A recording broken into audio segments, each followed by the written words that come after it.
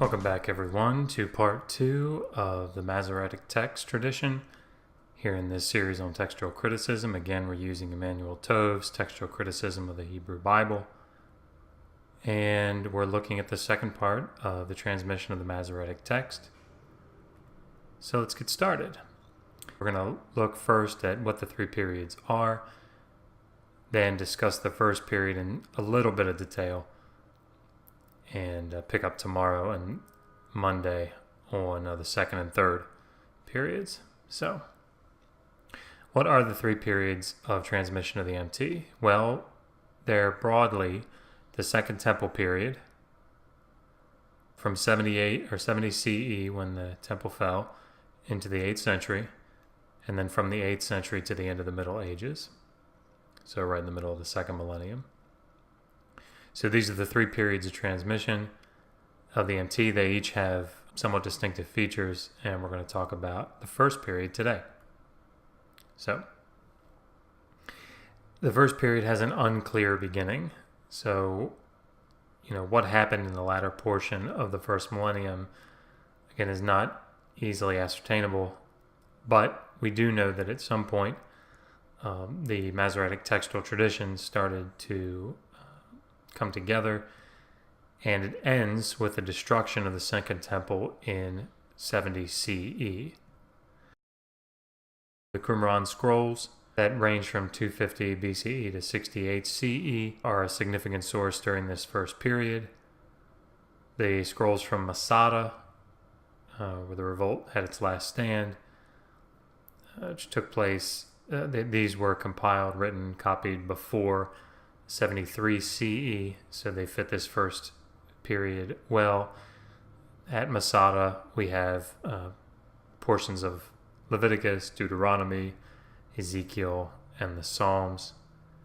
And then finally, the last source are the ancient translations, and we'll talk about these in more detail in a later video.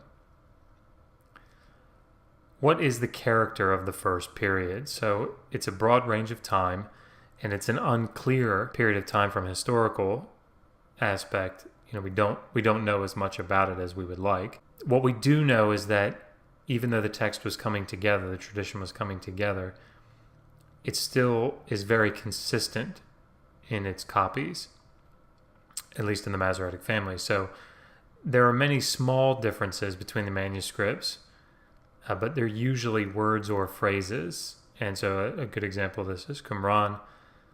So if we look at Qumran Isaiah, it's very close to the Leningrad Codex Isaiah, which is from 1008-1009 CE.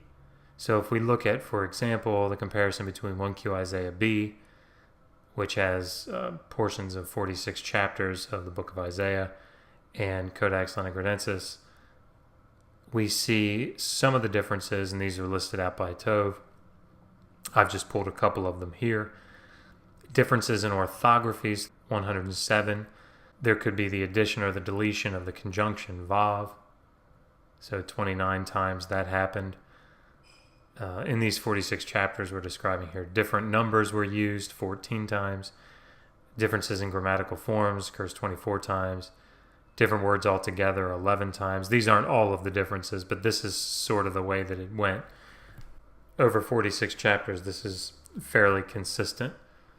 And so we know that even though they perhaps weren't as meticulous as the later Masoretes were, they were still very careful about their copying, and there were people that were checking and overseeing the transmission of the text.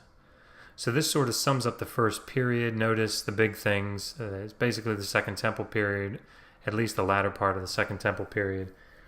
The sources are Qumran, Masada, and the ancient translations, and the character is relatively consistent. You have people in the Temple of Jerusalem that are responsible for checking the transmission, the copying of these texts, and there's a high degree of consistency between the texts that were at Qumran and the Leningrad Codex.